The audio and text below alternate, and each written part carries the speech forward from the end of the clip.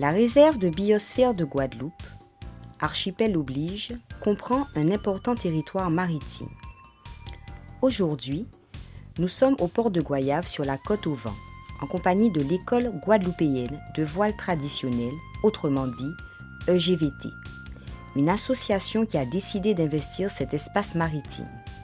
Alors EGVT est une jeune association de 2012 qui est née de la volonté de Yann Jean-Louis, de Maxime Pinault, les responsables techniques de l'association, dans le but de transmettre leur savoir du monde nautique. Alors l'objectif de l'association EGVT, c'est à la fois de former des jeunes à la pratique de la voile, mais aussi à la construction des canaux en bois. Notre école construit les bateaux et apprend aux jeunes à naviguer dessus. Alors on est ouvert à tout public, de 7 à 77 ans.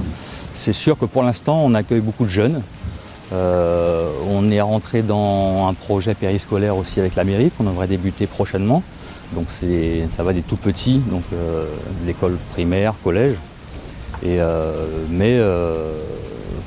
on est ouvert à tout public. En ce moment, nous assistons à la présentation d'un prototype destiné à l'apprentissage de la voile traditionnelle.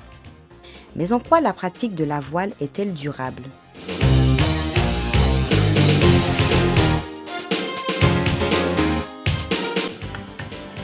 Quand il y a du bois en pagaille en Guadeloupe, quand on coupe du bois, c'est du bois qui gaspille. Et parfois, ils n'informent pas les charpentiers de marine. On est une association de voile traditionnelle, donc on veut rester dans la tradition et le côté naturel et rester que dans le bois.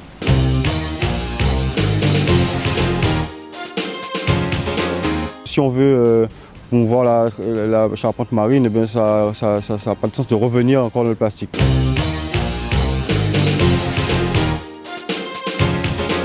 On a des projets d'insertion, donc ouverts aux jeunes qui le souhaitent, pour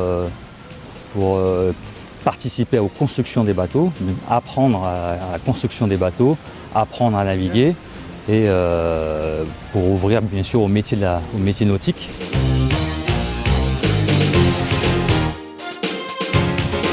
On a d'autres projets dans l'avenir de construction aussi, de nos propres constructions, avec ces jeunes bien sûr qui vont travailler avec nous à la réalisation de ces projets et bien sûr après tous les projets qui vont découler de ces bateaux, c'est-à-dire le transport, voyage, des petites balades touristiques, faire du cabotage.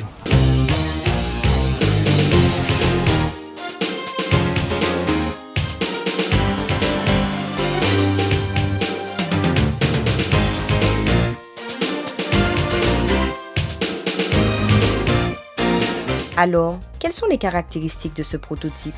Il est facile à construire, n'importe qui peut le construire parce qu'il sera construit en kit.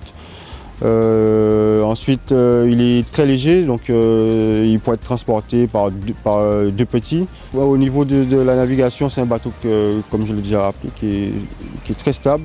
En plus, malgré ça, il est léger, il est rapide. Donc c'est intéressant pour nous pour l'apprentissage. Pour les membrures, les coques, les membrures, c'est du poirier. Et les bordées, c'est de l'acajou blanc ou bien de l'acajou rouge. Et le plat-bord, c'est du poirier ou bien de l'acajou.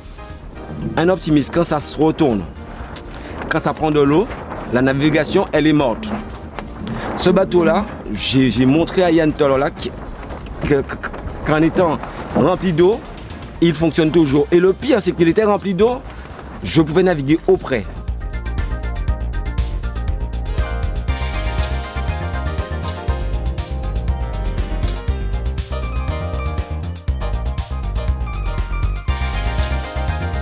Il est stable, il est maniable, et même si dans les pires galères qu'on peut avoir dessus, on peut toujours retrouver la côte. C'est ce qui est bien avec.